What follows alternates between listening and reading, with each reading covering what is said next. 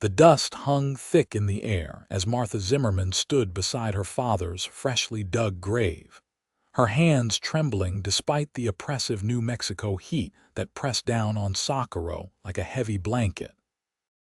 She was 22 years old and completely alone in the world for the first time, staring at the wooden cross that marked where they had laid Samuel Zimmerman to rest after the fever took him 3 days prior. The preacher's words had faded into meaningless sounds as Martha's mind raced with a single terrifying question. What was she supposed to do now? The other mourners dispersed quickly, muttering condolences that felt hollow and rushing back to their lives, leaving Martha standing there with her worn black dress clinging to her skin and her future stretching before her like an endless desert with no water in sight. Her father had been a clerk at the general store, barely making enough to keep them fed and housed in their tiny adobe cottage on the edge of town. Now even that job was gone, promised to someone else, and the landlord had already made it clear he expected next month's rent regardless of her circumstances. Martha walked slowly back toward the center of Socorro, her boots stirring up little clouds of dust with each step.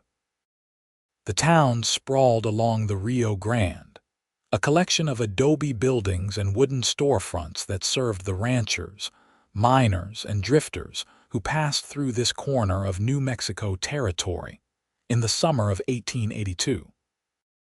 She passed the saloon where rough laughter spilled into the street, the blacksmith shop where the clang of hammer on anvil rang out in steady rhythm, and the general store where her father had spent his last healthy days tallying accounts and measuring out flour for housewives who now avoided her gaze. She had no skills that anyone would pay for. Her father had taught her to read and write and do sums, but those accomplishments meant little in a town that needed laundresses, cooks, and women willing to work in places Martha couldn't even consider without her stomach turning. She had never learned to cook more than the simplest meals, had never kept house properly because her father had always been too soft-hearted to insist she learn, and now she was paying the price for his kindness. "Miss Zimmerman." The voice came from behind her, and Martha turned to find Mrs. Henderson, one of the town's more prosperous matrons, approaching with her lips pursed in that particular way that meant she was about to say something she considered charitable. "I heard about your circumstances. There's a gentleman, a rancher from up near the Magdalena Mountains who's looking for a wife. He's a good Christian man established with his own land. I could arrange an introduction." Martha's throat tightened. Marriage. Of course that was the solution everyone would suggest. She had always assumed she would marry someday, in some distant future when she had figured out how to be the kind of woman a man would want to build a life with.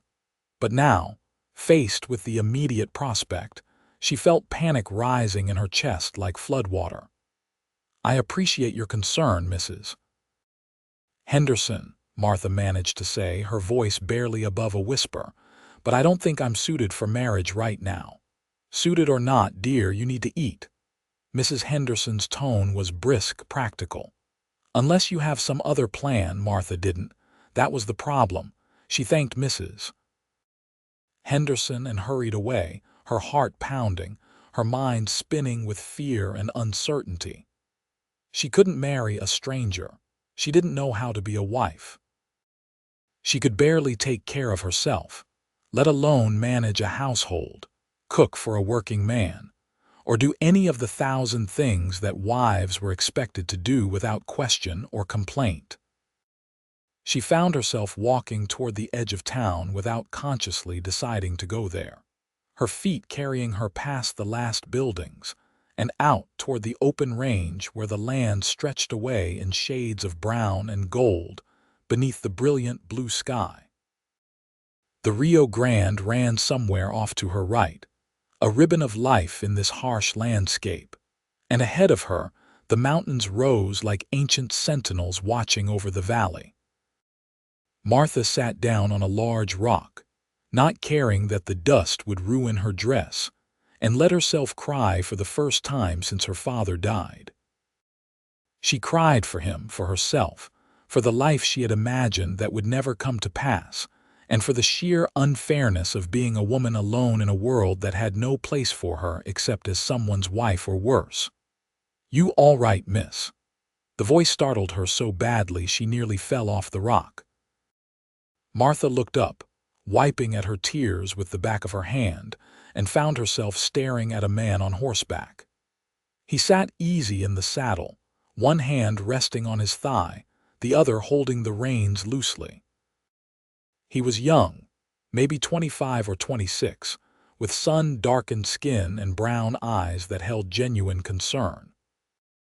His hat was pushed back on his head, revealing dark hair that needed cutting, and his clothes were the practical wear of a working cowboy. Worn denim, a faded shirt, dusty boots with spurs that glinted in the sunlight. "I'm fine," Martha said automatically, though it was obviously a lie given that she was sitting in the dirt crying. The cowboy dismounted in one smooth motion and took a few steps closer, though he kept a respectful distance. "You don't look fine, if you don't mind me saying so. Name's Kane Dalton. I work at the Double R Ranch about 10 miles north of here. Are you hurt? Lost?" "Neither." Martha took a shaky breath. "My father died 3 days ago. I was at the burial. I just needed some air." Kane's expression softened. "I'm real sorry for your loss. That's a heavy burden to carry." He paused, seeming to consider his next words carefully. "You got family here, someone to help you." "No family. No one." The words came out more bitter than Martha intended. "Everyone has been very helpful in pointing out that I need to find a husband immediately or face ruin. Very comforting." She expected him to be embarrassed or to offer some platitude and ride away. Instead, Kane looked thoughtful. "That does sound like Sakuro's way of handling things. For what it's worth, rushing into marriage when you're grieving seems like a poor choice all around." "Unfortunately, I don't have the luxury of time." Martha stood up, brushing ineffectively at her skirt. "I apologize for taking up your time with my troubles, Mr. Dalton. I should get back to town." "Wait." Kane stepped forward, then stopped himself. "I don't mean to presume anything, but I might have a solution, if you're willing to hear it." Martha studied him warily. She had heard plenty of solutions from men, and most of them involved arrangements that would leave her worse off than she started. But something in Kane Dalton's face made her pause. He looked earnest, almost shy, and there was no hint of the predatory gleam she had learned to recognize in some men's eyes. "I'm listening," she said carefully. Kane took off his hat and turned it in his hands, a nervous gesture that made him seem younger. "I've been saving money for the better part of 4 years now.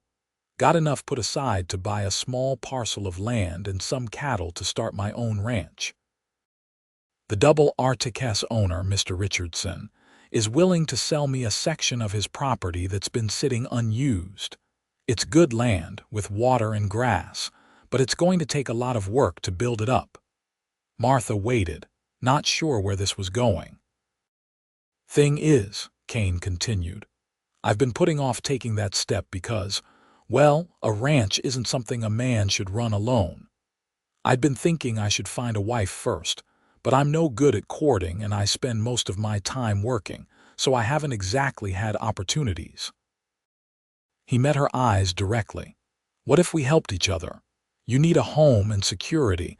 I need a partner to build a life with. We could get married, stake our claim, and figure out the rest as we go." The proposition was so unexpected that Martha could only stare at him. "You don't even know me." "That's true. And you don't know me. But sometimes knowing each other too well before marriage means you've got expectations that don't match reality. This way, we'd both know what we're getting into. A practical arrangement between two people who need what the other can offer." Kane's voice was steady, but his hands kept turning that hat in nervous circles. I'm not promising romance or anything fancy, just hard work, honesty, and a fair partnership. I don't know how to be a wife, Martha said, the words tumbling out before she could stop them. I can't cook properly. I've never managed a household. I can barely sew. Everything a woman is supposed to know how to do, I don't know. I'd be useless to you.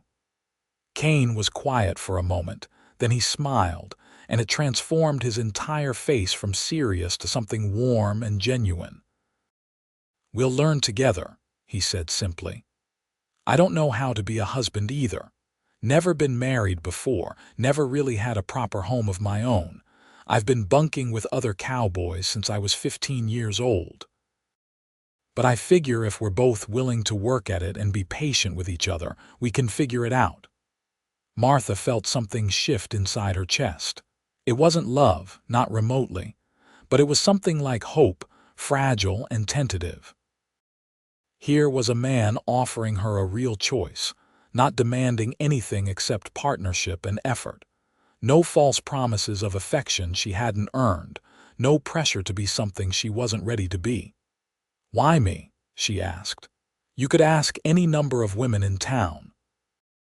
Because you were sitting out here crying like your heart was broken, but you walked away from whatever solution they were pushing on you in town. That tells me you've got independence and principles. Those are good qualities in a partner. Kane put his hat back on. I'm not asking for an answer right now. Think on it. I'll be in town tomorrow morning at the hotel restaurant. If you want to talk more, meet me there at 8 o'clock. If you don't show up, I'll know you're not interested and I won't bother you again. He mounted his horse with that same easy grace and touched his fingers to his hat brim in farewell. Take care of yourself, Miss Zimmerman.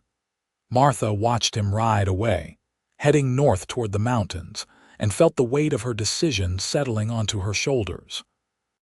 She walked back to town slowly, turning his offer over in her mind like a strange coin she had never seen before and wasn't sure of the value.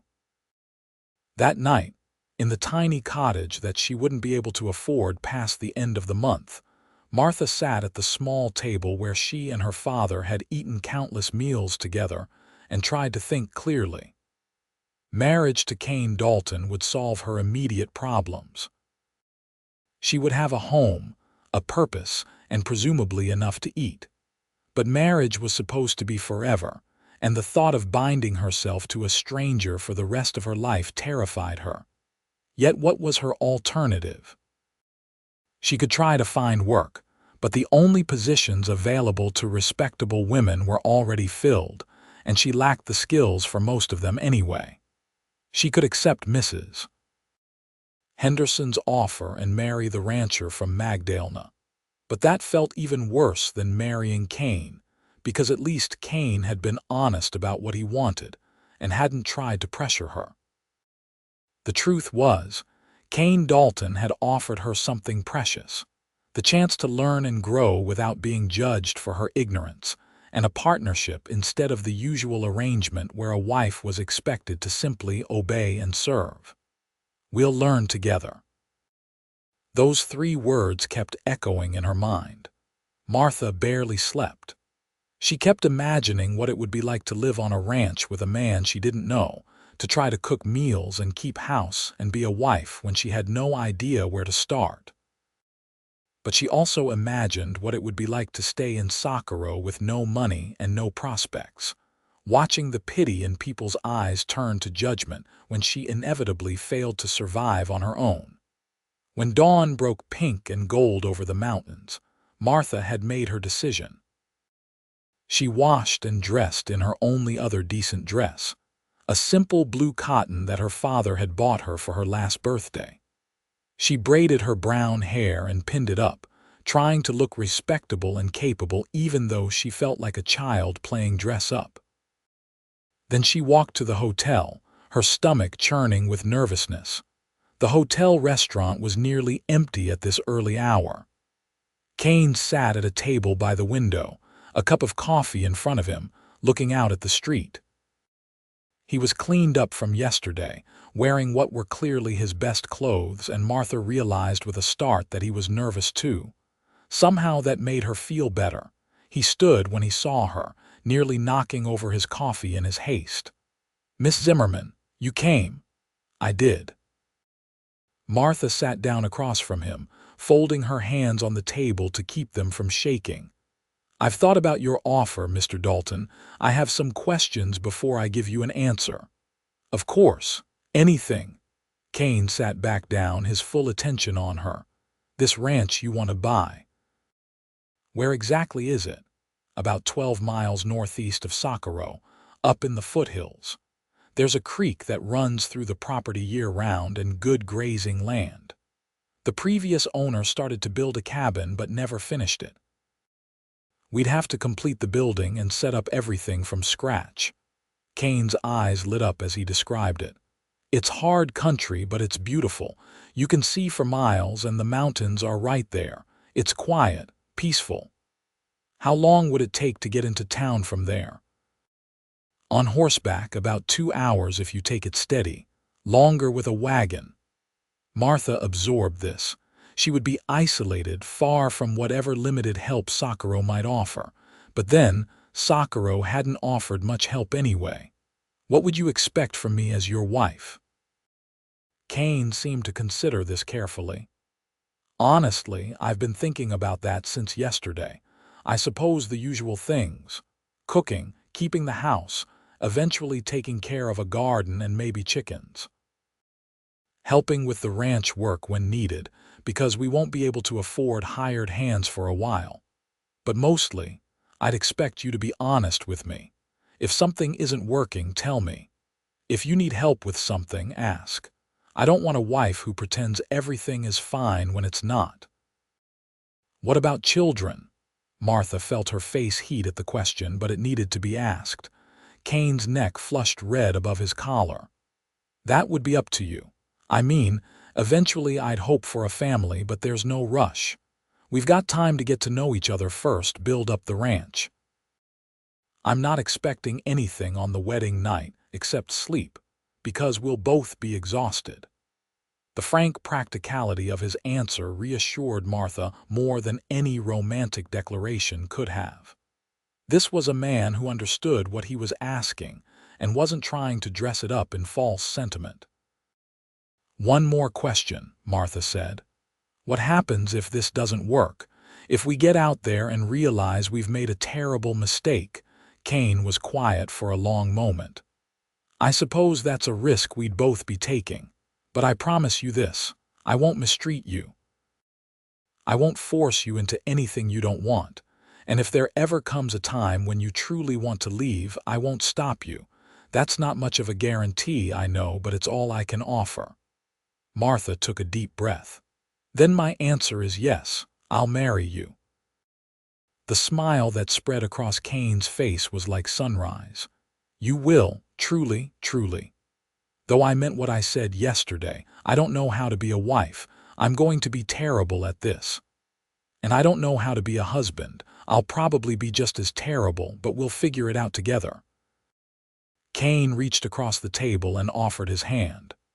Martha took it, feeling the calluses on his palm, the strength in his fingers. His grip was warm and steady, and for the first time in days, Martha felt like maybe everything would be all right. They were married 3 days later by the local preacher, with Mrs. Henderson and her husband serving as witnesses. Martha wore the blue dress she had worn to the restaurant, and Kane wore the same clothes he had worn that day. The ceremony was brief and businesslike, and when the preacher pronounced them husband and wife, Kane gave Martha a chaste kiss on the cheek that made them both blush. Mrs. Henderson had sniffed disapprovingly at the speed of the courtship, but she had provided a basket of food for them as a wedding gift, which Martha accepted gratefully. Kane had arranged for a wagon to transport Martha's few possessions, and the supplies they would need to start their life on the ranch.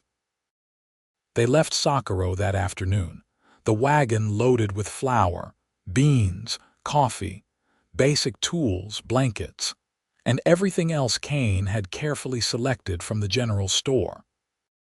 Martha sat beside him on the wagon seat, watching the town disappear behind them and trying not to think about the fact that she was now bound to this man she barely knew. Kane seemed to sense her nervousness. "It's about a 4-hour drive with the wagon. We'll get there before dark. I've been camping on the property for the past 2 nights, getting things ready. The cabin has walls and a roof at least, not much else but its shelter." "What made you choose ranching?" Martha asked, partly because she was curious and partly because the silence felt too heavy. "My father was a rancher back in Texas. He died when I was 14 and the bank took the land. I've been working cattle ever since, but always for other people. I swore I'd have my own place someday, where no one could take it away." Kane's hands were easy on the reins, guiding the horses along the rutted road. "What about you? What did you want to do before all this happened?" Martha laughed, but it came out sad. "I don't think I ever let myself want anything specific. My mother died when I was 8, and after that it was just me and my father. He was a kind man but impractical. He liked books and ideas more than the real world. I think he forgot to teach me practical things because he was always teaching me about history and literature instead." "That doesn't sound like a bad education." "It's not useful education. I can tell you about the Roman Empire, but I can't make a decent loaf of bread." "What good is that?" Kane glanced at her. "Maybe you'll teach me about the Roman Empire while I teach you to make bread. Seems like a fair trade." Martha felt something warm unfurl in her chest. It wasn't love, not yet, but it was the beginning of liking. This man was kind. That was worth something. The landscape changed as they traveled northeast. The flat land near Socorro gave way to rolling hills dotted with scrub brush and hardy grasses. The mountains loomed closer, their peaks still holding patches of snow even in the summer heat. The air smelled of dust and sage, and something wild that Martha couldn't name. As the sun began its descent toward the western horizon, Kane guided the wagon off the main road onto what was barely more than a track through the grass. "Almost there," he said, and Martha could hear the excitement in his voice. They crested a small rise, and suddenly Martha could see it. A valley nestled between 2 hills, with a line of cottonwood trees marking the path of the creek Kane had mentioned. The cabin stood near the creek, a small structure of logs with a peaked roof and a single window. It was rough and unfinished, but it looked solid. Beyond the cabin, the land rolled away in gentle waves, and the mountains rose like a wall protecting them from the rest of the world. "It's beautiful," Martha said, and meant it. Kane's smile was relieved. "I was hoping you'd think so. Come on, let me show you the place." He helped her down from the wagon, his hands at her waist, and Martha was suddenly aware of how alone they were. The nearest neighbor was miles away. She was completely dependent on this stranger she had married. The cabin was rough inside. Just one room with a stone fireplace at one end, a few pieces of furniture Kane had clearly made himself, and not much else. But it was clean, and through the window Martha could see the creek sparkling in the late afternoon sun. "I know it's not much," Kane said, standing in the doorway with his hat in his hands. "But I'll build on as we can afford it. Add a bedroom, maybe a proper kitchen. For now, we've got shelter and water and each other." Martha turned to look at him, this man who was now her husband, and felt a surge of determination. She had agreed to this. She would make it work. "It's a good start," she said firmly. "Now I suppose I should try to make us some dinner, though I warn you it might be inedible." Kane laughed. "Tell you what, why don't we make dinner together? I'm no great cook either, but I can manage beans and bacon. You can help, and that way you'll know how to do it next time." They worked side by side as the shadows lengthened. building a fire in the fireplace and preparing a simple meal with supplies from Mrs. Henderson's basket and Kane's stores. Martha burned herself on the pot, and Kane had to show her how to tell when the beans were done instead of still hard. But when they finally sat down to eat at the rough table, the food tasted better than anything Martha had cooked in her life, probably because she was ravenous and because she had help. After dinner, Kane brought in Martha's trunk and the supplies from the wagon while Martha washed the dishes in water from the creek. The sky was darkening to deep blue, stars beginning to emerge in the vast expanse overhead. Martha had never seen so many stars. In town, the lights and buildings obscured them, but here there was nothing between her and the endless sky. "It's overwhelming at first," Kane said, coming to stand beside her. "The size of it all. But you get used to it, start to find it comforting even." "I hope so." Martha wrapped her arms around herself. "I keep thinking about how far we are from everything. What if something happens? What if one of us gets hurt or sick? Then we handle it. Same as people have been handling things out here for years." Kane's voice was steady. "I won't lie to you, Martha. This life is going to be hard. There will be days when you wonder why you ever agreed to this, but there will also be good days. Days when you look around and realize you're building something real and lasting." Martha wanted to believe him. She turned to face him in the growing darkness. "I'm scared. Of failing you, of not being good enough, of everything." Kane reached out slowly, giving her time to pull away, and took her hand. "I'm scared too, but we made a promise to each other. We'll learn together. That means when you fail at something, I'll help you get better. And when I fail, which I will, you'll do the same for me. That's what partners do." That night, Kane made a bed for Martha with blankets and the thin mattress he had brought, while he laid out his bedroll on the other side of the room. Martha lay awake for a long time, listening to the unfamiliar sounds of the wilderness outside and the quiet breathing of her husband across the room. She was married. She was a wife. The words felt strange and impossible. But when she finally drifted off to sleep, her last thought was that maybe, just maybe, she had made the right choice. The next morning, Martha woke to sunlight streaming through the window and the smell of coffee. She sat up, disoriented for a moment, before remembering where she was. Kane was already up, dressed, and had a fire going in the fireplace. "Morning," he said when he saw her stirring. "Coffee's hot. I'm going to see to the horses and do a quick check of the property. Why don't you take your time waking up? There's some bread in the basket if you're hungry." He left before Martha could respond, and she appreciated that he was giving her privacy to compose herself. She dressed quickly, braided her hair, and poured herself coffee from the pot hanging over the fire. The coffee was strong and bitter, but it woke her up. When Kane returned, he found Martha sitting at the table looking determined. "Teach me," she said. "Whatever I need to know to be useful here, I want to learn." Kane grinned. "All right then. Let's start with the basics. Can you ride a horse?" Martha shook her head. "Then that's lesson 1. You need to be able to get yourself to town if necessary, and you should know your way around the property. Come on." He led her out to where 2 horses were grazing near the creek.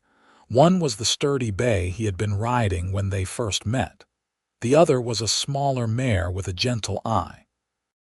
"This is Rosie," Kane said, stroking the mare's neck.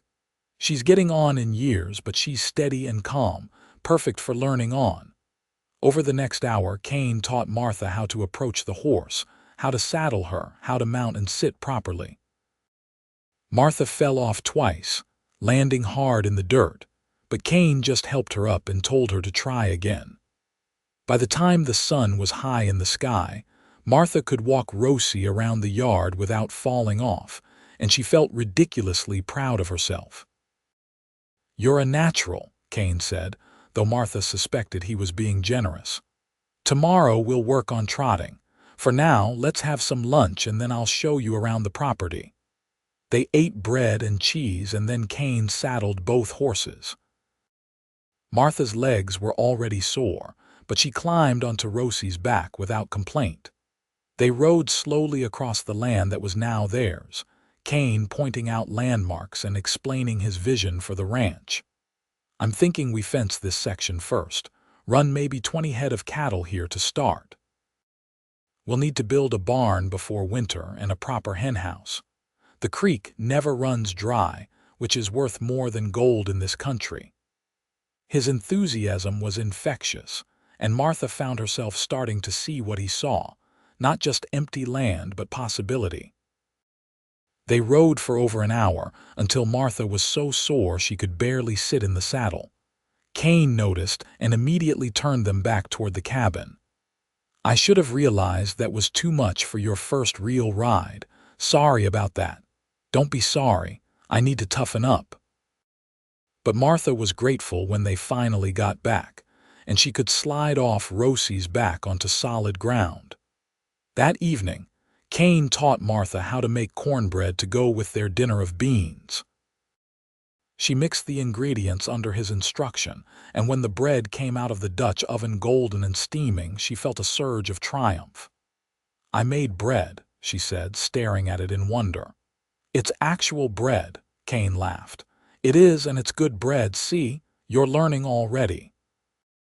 They fell into a rhythm over the following days. Each morning, Kane would teach Martha something new: how to start a fire properly, how to care for the horses, how to tell which plants were safe and which were poisonous, how to aim and fire the rifle he insisted she learn to use. In the afternoons, they worked together on the endless tasks required to turn raw land into a functioning ranch. They repaired the corral fence, cleared brush, hauled rocks to build up the foundation of what would eventually be a barn. The work was brutal. Martha's hands blistered and her muscles screamed in protest. She fell into bed each night too exhausted to think, but she also felt herself getting stronger, more capable. Things that had seemed impossible a week ago were becoming routine. Kane was patient with her failures and generous with praise for her successes. When she ruined a pot of stew by letting it burn, he just scraped out what was salvageable and told her about the time he had started a grass fire by not properly putting out a cooking fire. When she managed to patch a hole in his shirt with reasonably straight stitches, he wore it proudly even though the repair was clearly visible. They talked while they worked, sharing bits of their histories. Kane told her about growing up in Texas, about his mother who had died when he was 10, and his father who had worked himself into an early grave trying to keep the ranch afloat. Martha told him about her mother's death, about growing up with a father who loved her but was utterly impractical, about the loneliness of being different from the other girls in town, who seemed to instinctively know things she had to be taught. "I always felt like I was failing at being a woman," Martha admitted one afternoon as they worked together to plant a garden behind the cabin. "Like everyone else got instructions I never received."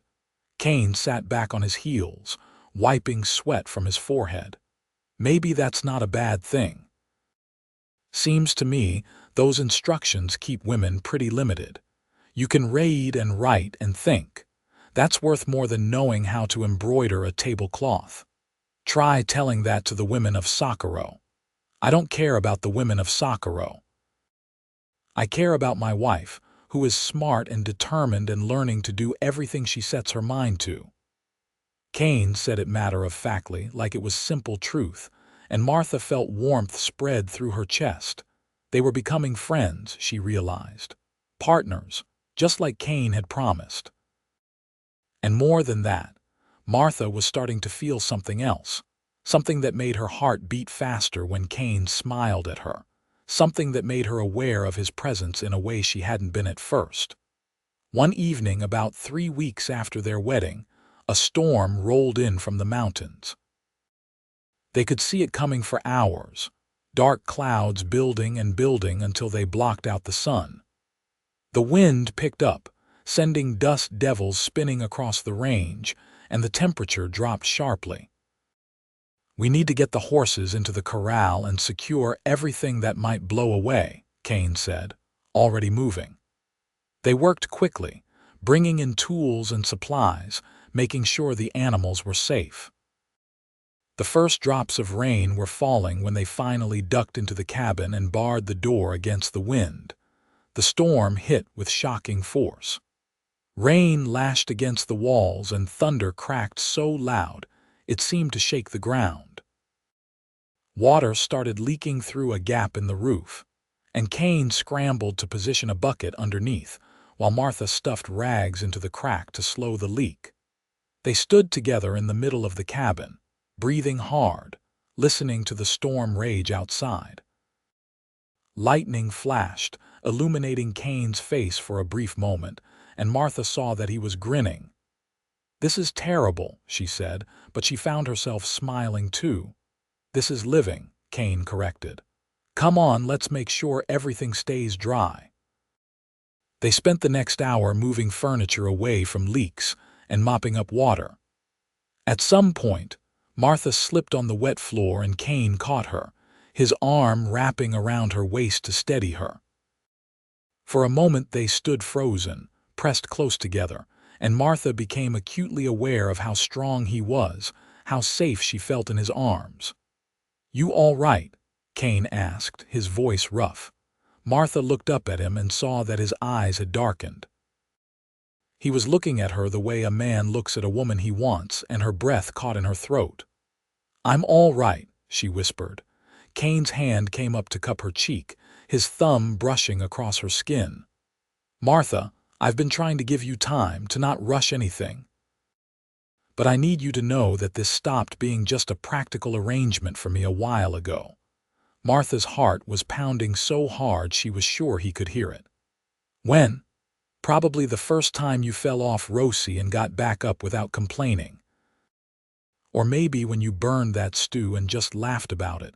I don't know exactly, but somewhere along the way I started falling for you." His eyes searched her face. "Is that all right? If it's not, if you want to keep things as they are, I'll respect that." Martha realized she was trembling, but not from fear. "It's more than all right.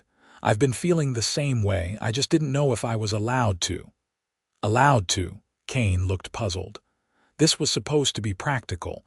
You said no promises of romance." "I thought maybe wanting more would be breaking our agreement." Kane laughed, a sound of pure relief.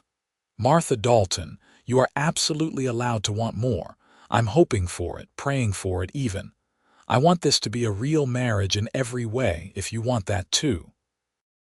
In answer, Martha reached up and pulled his face down to hers, kissing him with all the confused emotions and growing feelings she had been holding back. Kane made a sound of surprise and then kissed her back, his arms wrapping around her and pulling her close. The kiss was clumsy at first, neither of them really knowing what they were doing, but it was also sweet and honest and full of promise. When they finally broke apart, both breathing hard, Kane rested his forehead against hers. "I don't really know how to do this either," he admitted. "I've never courted anyone properly, never had a sweetheart." "Then we'll learn together," Martha said, echoing his words from that first day. "That seems to be working out well for us so far." They kissed again, slower this time, learning the shape of each other. Outside the storm continued to rage, but inside the cabin everything felt warm and safe and right. When they finally pulled apart, Kane led Martha to the bed, and she went willingly, ready to begin this new chapter of their marriage. The next morning, Martha woke wrapped in Kane's arms, sunlight streaming through the window, and felt happier than she could ever remember being. Kane was still asleep, his face relaxed and peaceful, and Martha took a moment to just look at him. Her husband, her partner, the man she was falling in love with. When Kane's eyes opened and found her watching him, he smiled sleepily. "Morning, wife, morning, husband." He pulled her closer and kissed her forehead. "No regrets, None, you, not a single one, Kane stretched. Though we should probably get up. The animals need tending and there's work to do. Martha groaned but didn't argue. She was learning that ranch life didn't stop for anything, not even newfound romance. But as they dressed and started their morning routine, everything felt different. Kane's casual touches, the way he smiled at her, the comfortable silence between them all carried new weight and warmth. They spent the day repairing the damage from the storm. Several sections of fence had blown down, and the leak in the roof needed proper fixing. They worked side by side, and Martha found herself laughing more than she had in years. Kane had a dry sense of humor that caught her off guard, and she discovered that she could make him laugh too with her observations about their attempts at domestic life. "I never thought marriage would be so much manual labor," Martha said as they wrestled a fence post back into place. "And I never thought it would involve so much conversation," Kane replied. "Cowboys don't talk much. It's nice, having someone to share thoughts with. Even when my thoughts are about how much my hands hurt, especially then, means you're working hard." Kane examined her blistered palms. "We should wrap these tonight. Can't have my wife's hands getting too torn up." The casual possessiveness of "my wife" made Martha's stomach flutter. She was his wife. He was her husband. They were building a life together, and somehow it was working. That evening, after dinner, and after Kane had carefully wrapped Martha's hands with strips of clean cloth, they sat outside the cabin watching the sunset paint the mountains in shades of purple and gold. Kane had his arm around Martha's shoulders, and she was tucked against his side, feeling completely content. "I've been thinking," Kane said. "We should go into Socorro next week. We need more supplies, and I want to introduce you properly as my wife. Maybe have a meal at the hotel, let people see we're doing well." Martha stiffened slightly. She hadn't been back to Socorro since their wedding, and she wasn't eager to face the judgment and gossip that was surely waiting for her. "Do we have to?" "We don't have to do anything. But I think it might be good. Show them you made the right choice." Kane squeezed her shoulder. "Plus, I'd like to show off my beautiful wife." Beautiful. Kane thought she was beautiful. Martha, who had always considered herself plain at best, felt her eyes prick with unexpected tears. "All right. We'll go, but you're staying by my side the entire time. Wouldn't want to be anywhere else." The week passed in a blur of work and discovery. Martha was learning not just practical skills, but also learning Kane. The way he hummed tunelessly while he worked, how he always gave the horses treats from his pocket, the fact that he could quote entire passages of scripture despite claiming he wasn't particularly religious, his gentleness and patience with everything except himself. At night, they lay together in the bed that had become theirs, talking in the darkness about their dreams for the ranch and their future. Kane wanted to eventually run 100 head of cattle and breed horses. Martha found herself dreaming about a real kitchen, a garden full of vegetables, maybe even fruit trees if they could get them to grow in this climate. "And children?" Kane asked one night, his hand resting on Martha's stomach. "Do you want them?" "Someday," Martha said carefully. "When we're more established, when I feel like I actually know what I'm doing." "Fair enough.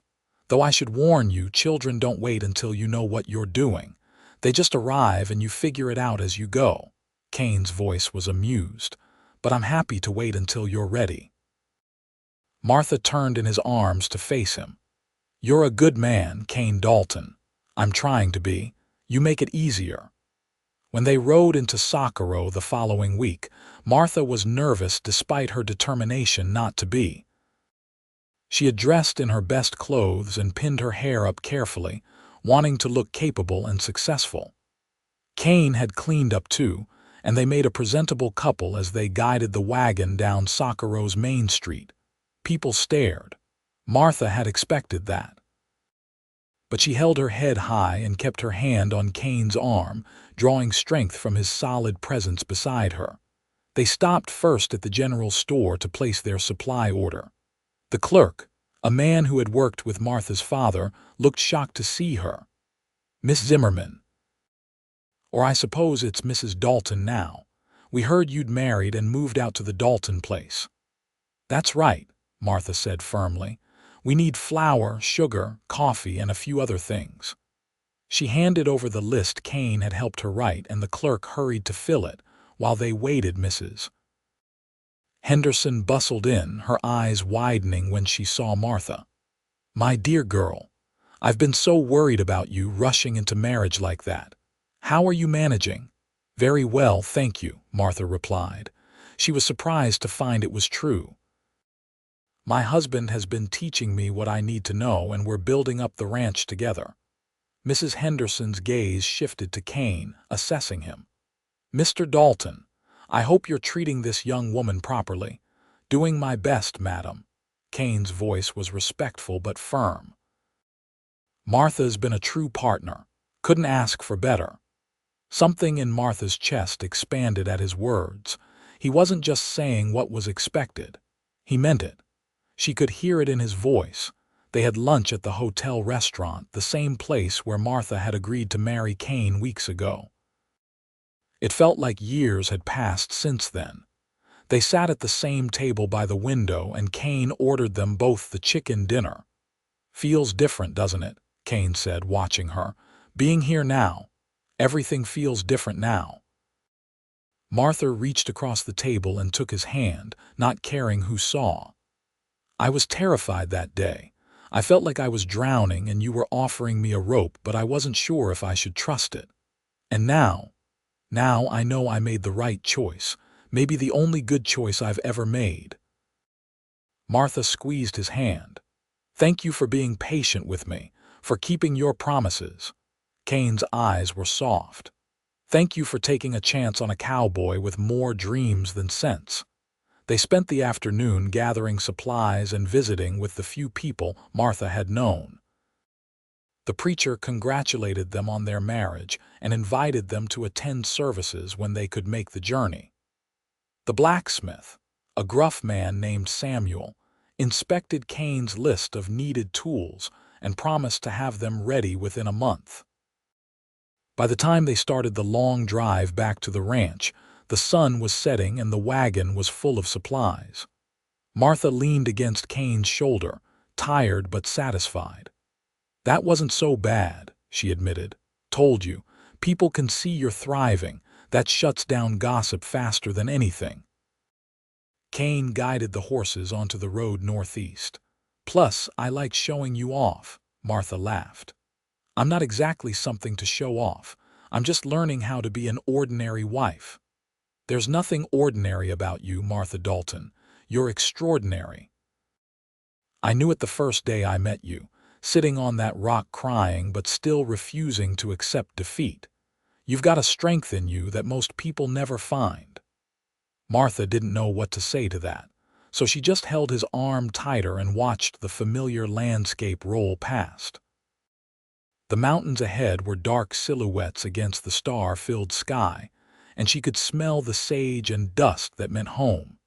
The ranch was waiting for them, their cabin a small beacon of warmth in the vast darkness.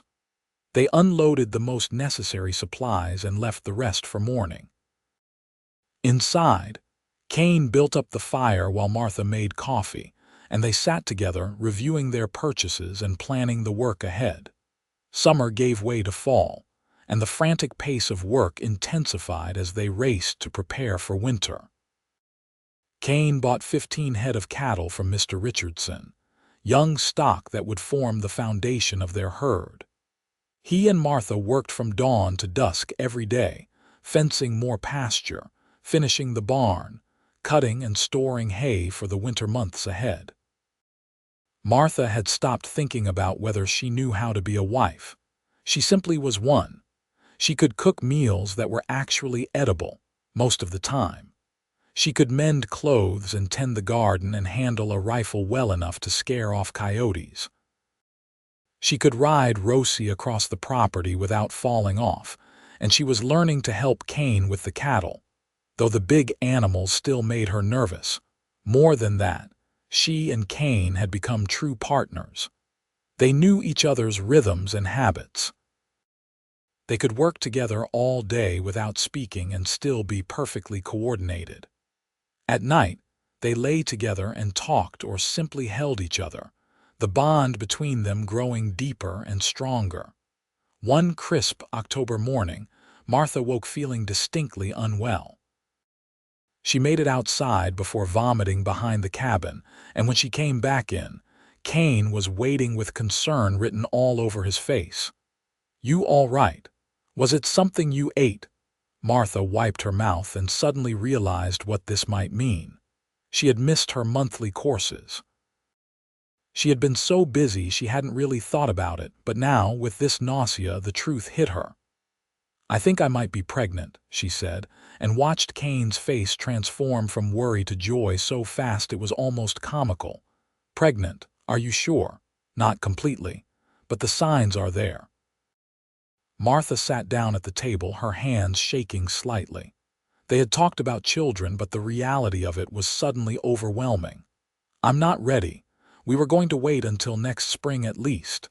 Kane knelt beside her chair, taking her hands in his. "Hey, look at me. We'll handle this the same way we've handled everything else. Together, one day at a time." His smile was enormous. "A baby, Martha. We're going to have a baby." His joy was infectious. Martha found herself smiling despite her fear. "We are. I just hope I'm better at being a mother than I was at being a wife when we started." "You're an amazing wife. You'll be an amazing mother too." Kane kissed her hands. "We've got months to prepare. We'll figure it out." A trip to Socorro 2 weeks later confirmed Martha's suspicions. The doctor, an elderly man named Dr. Morrison, examined her and declared her in perfect health, with the baby due to arrive sometime in late May or early June. The pregnancy progressed with minimal complications, though Martha found the morning sickness exhausting and the endless fatigue frustrating when there was so much work to be done. Kane took over more of the heavy tasks and refused to let Martha do anything he considered too strenuous, which led to their first real arguments as a married couple. "I'm pregnant, not broken," Martha snapped one day when Kane tried to take a basket of laundry from her. "I can still work." "I know you can, I just don't want you to overdo it." Kane looked hurt. "I'm trying to take care of you." Martha's anger deflated. "I know, I'm sorry. I just feel so useless. Everything makes me tired and I can't keep up with the work like I used to." "You're growing a whole person inside you." "That's not useless, that's miraculous." Kane pulled her into a gentle hug. "Let me help. Let me take care of you. It makes me feel like I'm doing something useful too." Martha leaned into him, feeling the baby flutter inside her. "We're really doing this, building a family. We really are." Winter came early that year, with snow falling in mid-November and temperatures dropping well below freezing. The cabin was warm and tight, the barn was finished and full of hay, and the cattle were in good shape. Kane and Martha spent the long dark evenings working on preparations for the baby. Tiny clothes sewn from soft fabric Martha had bought in Socorro, a cradle Kane carved from pine, blankets and diapers, and all the mysterious items the doctor had insisted they would need. Martha's pregnancy progressed visibly now, her belly swelling with the growing child. Kane was endlessly fascinated by it, his hand constantly seeking her stomach, his face lighting up every time he felt the baby kick. "You want a boy or a girl?" Martha asked one snowy evening as they sat by the fire, her feet in Kane's lap as he rubbed them gently. "I don't care. Healthy is all I want." Kane's hands were warm on her swollen feet. "Though a son to help with the ranch would be practical. And a daughter who looks like her mother would be a blessing." "We'll love whichever we get," Martha said firmly. though privately she found herself hoping for a boy too. She knew how hard life could be for women, and the thought of raising a daughter in this harsh country worried her. Christmas came, and they were snowbound on the ranch, unable to make the journey to Socorro. But they celebrated anyway, just the two of them. Kane had secretly carved Martha a wooden box for her few treasures, and Martha had knitted him a warm scarf from yarn she had bought months ago. They cooked a special meal and sat by the fire, and Martha thought it was the best Christmas she had ever had. "Next year, there will be 3 of us," Kane said, his hand on Martha's belly where their child kicked and squirmed. Can you imagine? Martha couldn't really, but she was trying. She read every book on motherhood and child rearing she could get her hands on, which wasn't many, and she talked to other women whenever they made it to town. She was determined not to fail at this the way she had feared she would fail at being a wife. The winter passed slowly. Martha grew larger and more uncomfortable, and Kane grew more protective and anxious. He fussed over her constantly until Martha finally had to sit him down and tell him firmly that she appreciated his concern, but he was driving her to distraction. "I just worry," Kane admitted. "About you, about the baby. What if something goes wrong? What if I can't help you? Then we'll deal with it." Martha took his hands. "But worrying yourself sick before anything happens doesn't help anyone. I'm healthy. The baby is healthy. Dr. Morrison said I'm doing everything right. So please, try to relax." Kane tried. Martha could see the effort it cost him. But as winter gave way to spring and her due date approached, his anxiety only increased. He insisted on making a trip to Socorro in early May to speak with Dr. Morrison and arrange for the doctor to be available when Martha went into labor. "I'm not having you give birth alone with only me to help," Kane said stubbornly. "We're paying the doctor to be here, and that's final." Martha didn't argue. She was secretly relieved. The thought of labor and childbirth terrified her, and having experienced medical help sounded much better than relying on Kane's goodwill and basic knowledge. The baby came on a warm June evening, 2 weeks later than the doctor had predicted.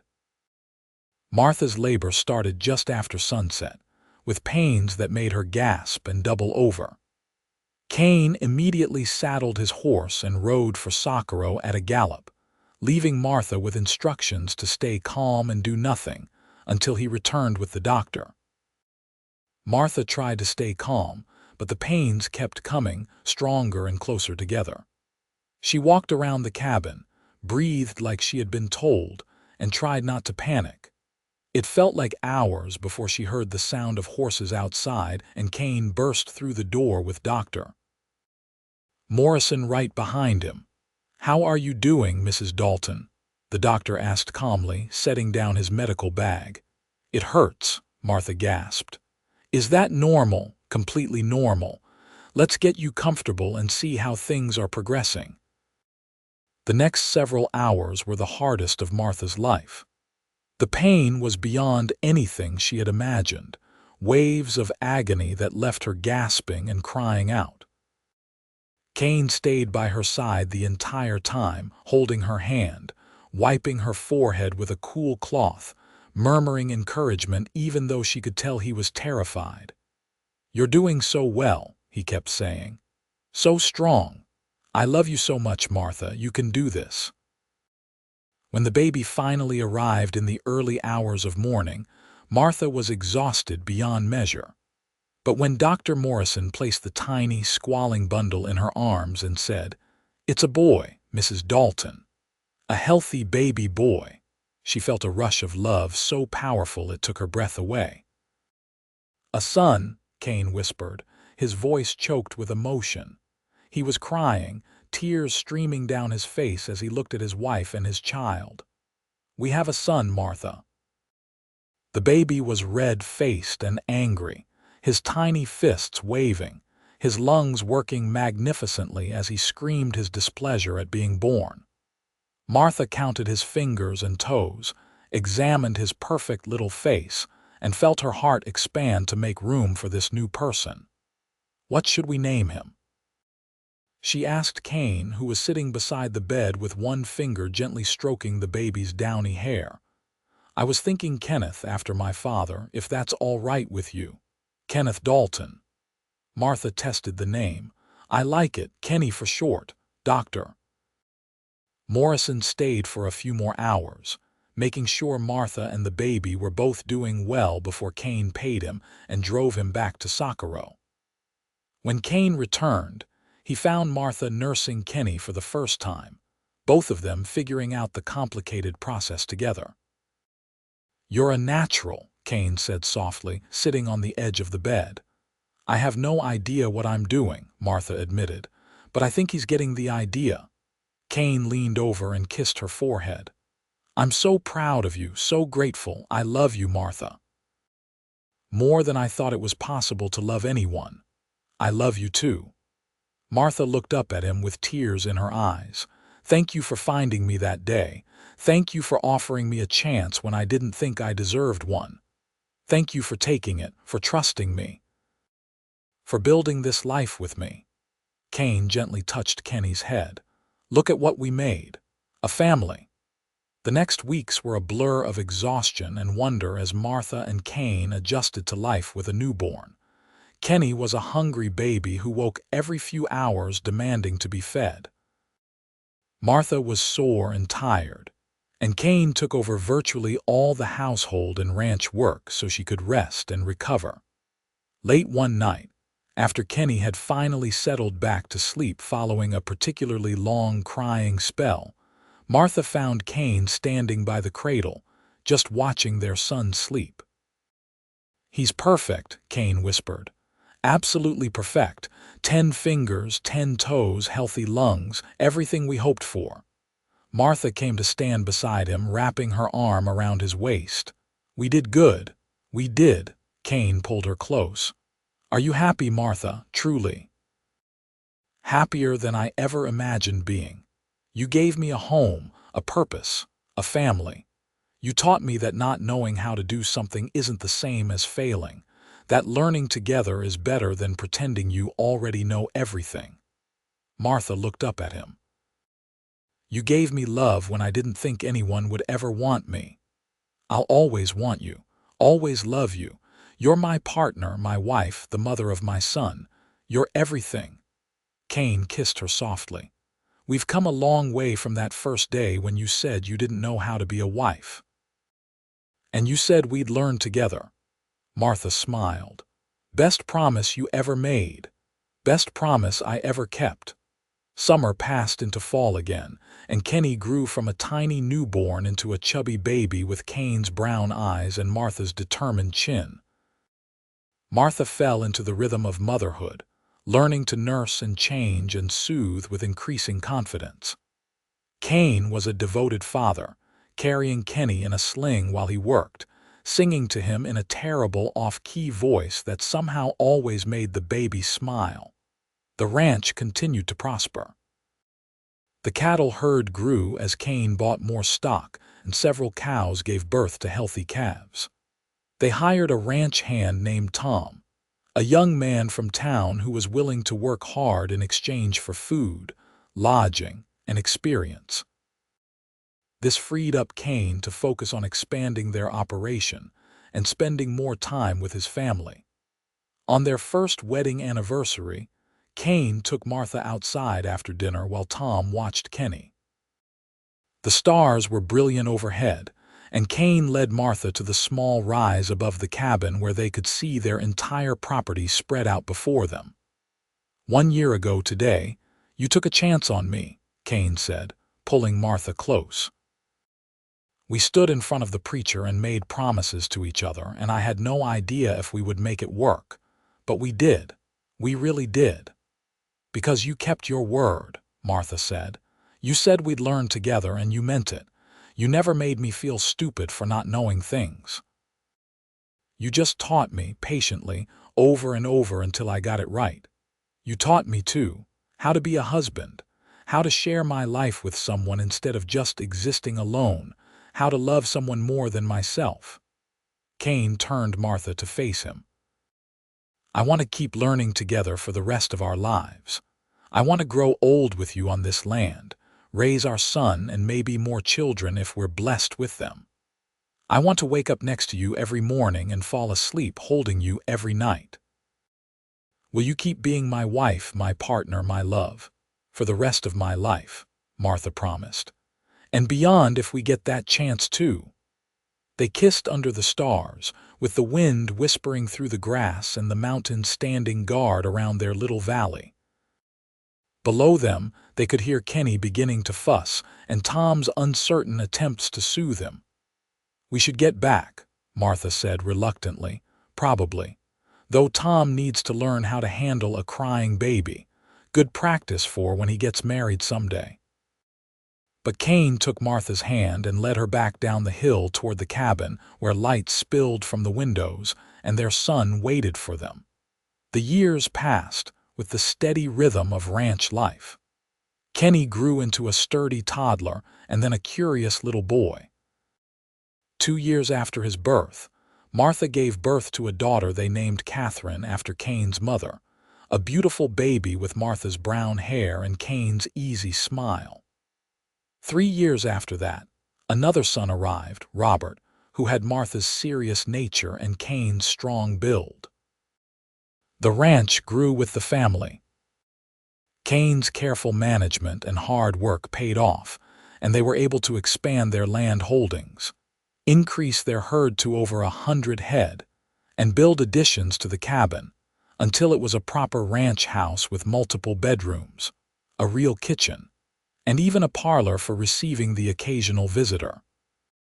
Martha became known throughout the area as a capable ranch wife who could nurse a sick calf, shoot a rattlesnake, and still put a good meal on the table. She taught all 3 of her children to read and write, using the books her father had loved to give them an education that went beyond the basic schooling available in Socorro. Kane taught them to ride and rope and care for the land that would someday be theirs.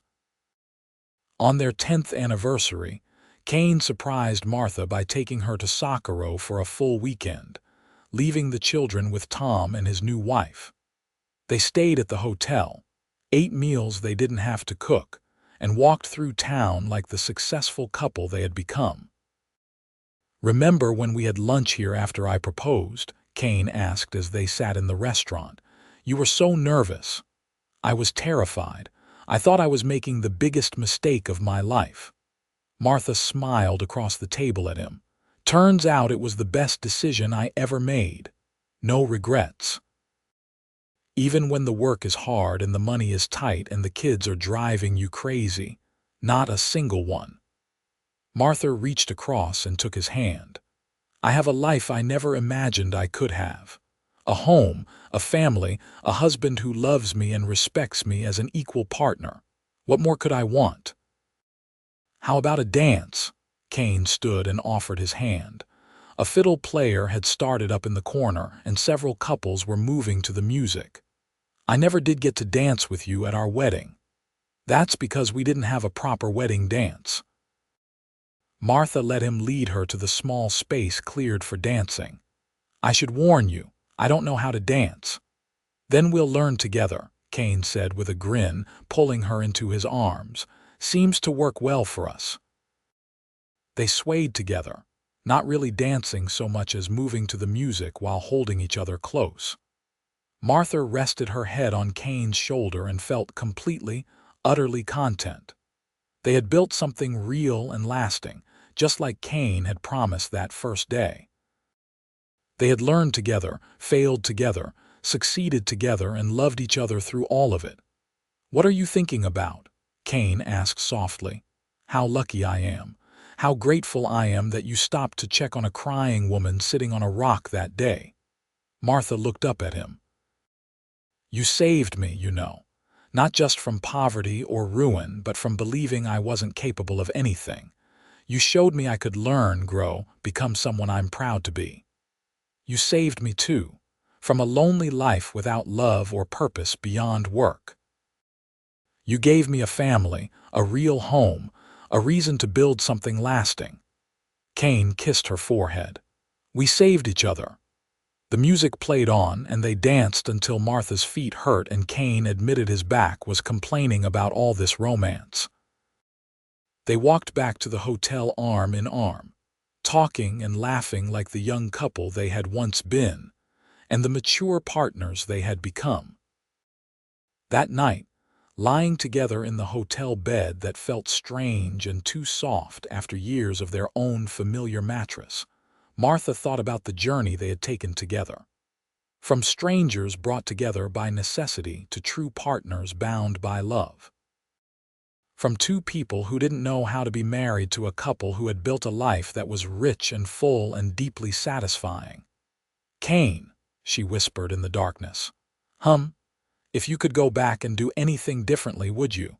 Kane was quiet for a moment. "Maybe I'd have stopped to check on you sooner that day, asked you to marry me 5 minutes faster." His arm tightened around her, but nothing else. "Every step we took together got us to where we are now, and I wouldn't trade this life for anything, me neither." Martha snuggled closer. "I love you. I love you too. Always have, always will." The years continued to roll by. The children grew into capable young people who loved the ranch as much as their parents did. Kenneth, as he preferred to be called now that he was nearly grown, showed a natural talent for handling cattle and managing the business side of ranching. Catherine was a skilled rider and had her father's gift with horses. Little Robert, who wasn't so little anymore, had inherited his mother's love of learning and talked about becoming a veterinarian someday, though he loved the ranch too much to ever really leave. Martha and Kane grew older together, their hair turning gray, their faces weathering with sun and wind, their bodies bearing the marks of hard work and harder years. But their love never dimmed. If anything, it grew stronger, deepened by time and shared experience. On their 20th anniversary, their children surprised them by organizing a proper celebration at the ranch. Neighbors came from miles around, including some of the people from Socorro who remembered when Martha was the desperate young woman who didn't know how to be a wife and Kane was the cowboy willing to take a chance on her. Dr. Morrison, now quite elderly but still practicing, raised a glass in toast. To Martha and Kane Dalton, who proved that the best marriages aren't built on initial compatibility, but on commitment, patience, and a willingness to learn and grow together. May we all be so fortunate. Everyone drank and cheered, and Martha felt tears prickling her eyes. Kane pulled her close and whispered in her ear, "Don't cry, you'll get me started." "Happy tears," Martha assured him. "I'm just overwhelmed. Look at what we built, all of this from nothing but hope and hard work." "We did good," Kane agreed. "Real good." As the party continued around them, Martha thought back to that first day when Kane had offered her his simple but profound promise. "We'll learn together." It had seemed like such a small thing at the time, just words to ease her fear. But those words had become the foundation of their entire life together. They had learned how to be married, how to run a ranch, how to be parents, how to love each other through good times and bad. They had learned that not knowing how to do something wasn't a failure, but an opportunity. That asking for help wasn't weakness, but wisdom. That growing together was more important than having everything figured out from the start. Martha looked around at their home, their land, their children, their friends, and felt a contentment so deep it was almost overwhelming. This was what happiness looked like. Not perfect, not easy, but real and earned and precious beyond measure. "What are you thinking about now?" Kane asked, reading her expression the way he always could after 20 years of marriage. "I'm thinking about that scared young woman who stood at her father's grave with no idea what to do next. I wish I could tell her that everything was going to be all right, better than all right, that she was going to find love and purpose and a life worth living." She would probably have trouble believing you, Kane said with a smile. She was pretty convinced she was going to fail at everything. She was wrong, though. We were both wrong. We thought we didn't know how to do this, but it turned out we did. We just had to figure it out together. Kane kissed her temple. Best partnership I ever entered into. Mine, too. As the sun set over the mountains that had watched over them for 20 years, as their children laughed with neighbors and friends, as the ranch they had built together stretched out around them in the gathering dusk, Martha and Kane stood together and watched it all. They had learned together, grown together, built a life together that was far richer than anything either of them could have created alone, and they weren't finished yet. There were still grandchildren to come, more years to live, more lessons to learn. But they would face it all the same way they had faced everything else, together, with patience and love and the unwavering belief that they could figure out whatever came next, because that was what they did. That was what they had always done. From the very beginning, when a cowboy offered his hand to a desperate young woman and made a simple promise that changed both their lives forever, they had learned together. And they would keep learning, keep growing, keep loving for all the years they had left. The ranch would continue. The Dalton name would carry on through their children and grandchildren. But more than that, the legacy of their love would endure, a testament to what two people could build when they approached life as true partners, willing to learn and grow together instead of demanding perfection from each other. As the stars began to emerge in the darkening sky, Martha leaned against Kane and felt his arm come around her shoulders in that familiar, comforting gesture. She thought about all the things she had learned over the past 20 years. How to cook and clean and sew, how to ride a horse and shoot a rifle and birth a calf, how to raise children and manage a household and be a true partner to her husband. But the most important thing she had learned was simpler and more profound than any practical skill. She had learned that love wasn't something you knew how to do from the start. Love was something you built, day by day, choice by choice, through all the moments of joy and frustration and fear and triumph. Love was learning together, failing together, succeeding together. Love was Kane looking at her across the fire on a cold night and saying, "We'll figure it out." Love was waking up every morning for 20 years and choosing each other all over again. "Thank you," Martha said softly, knowing Kane would understand what she meant without explanation. "Thank you," he replied and kissed her hair. The party continued late into the night, but eventually the neighbors headed home and the children went to bed, leaving Martha and Kane alone under the stars, just like they had been on their first anniversary. They walked slowly up the rise above the house, moving more carefully than they once had, their bodies older but their hearts just as full. 20 more years, Kane asked, pulling Martha close. "At least, probably more." Martha smiled up at him. "I'm not done learning with you yet." "Good. Because I'm not done learning with you either. I figure we've got about 40 more years of lessons ahead of us if we're lucky."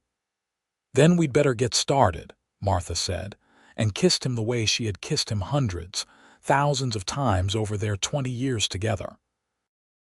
Each kiss still felt like a promise renewed, a commitment reaffirmed, a choice made with full knowledge and grateful hearts. They stood there for a long time, two people who had started as strangers and become the most important person in each other's world. Below them, the ranch slept. Their children dreamed in their beds. The cattle grazed peacefully in the pastures. The mountains stood eternal guard over the valley that had become their home. And Martha and Kane held each other close, grateful beyond words for the day they had met, for the promises they had made, for the life they had built together through patience and hard work and endless love. They had learned together, just like Kane had promised that first day. And they would keep learning, keep growing, keep loving for all the years they had left, building on the foundation they had laid with such care and dedication. The future stretched ahead of them, full of unknown challenges and joys. But they would face it the same way they had faced everything else. As partners, as lovers, as two people who had figured out that the secret to a good marriage wasn't knowing how to be married from the start. The secret was being willing to learn together, to be patient with each other's failures, to celebrate each other's successes, and to never stop choosing love even when it was hard. They had started with nothing but hope and determination. They had built everything that mattered: a home, a family, a legacy of love that would endure long after they were gone. And it all started with a simple promise from a cowboy to a frightened young woman: "We'll learn together." It was the best promise either of them had ever made, and the best promise either of them had ever kept. As they walked back down to the house they had built together, hand in hand under the endless New Mexico stars, Martha and Kane knew they would keep making that promise and keeping that promise for all the days of their lives. Because that was what love was. Not knowing everything from the start, but being willing to figure it out together. Not being perfect, but being patient. Not having all the answers, but being willing to search for them side by side. They had learned that lesson together, and it had made all the difference. The end of their story wasn't really an end at all. It was just another beginning, another chance to learn and grow and love together. And they would take that chance gladly, grateful for every moment, every lesson, every opportunity to choose each other all over again. We'll learn together. 3 simple words that had become the foundation of an extraordinary life. 3 simple words that had saved them both and given them everything that mattered. 3 simple words that would echo through the generations of Daltons who came after them. A reminder that the best things in life aren't the things you know how to do from the start, but the things you learn to do together with someone you love. And so they lived on, Martha and Kane Dalton, learning together until the end of their days, loving each other more deeply with each passing year, proving every single day that a marriage built on partnership, patience, and a willingness to grow together was the strongest foundation of all. Their ranch prospered, their children thrived, and their love story became the kind of legend that people told around fires on cold nights. A reminder that true love wasn't about finding someone perfect, but about finding someone willing to build something perfect together, one lesson at a time, one day at a time, for all the days of their lives.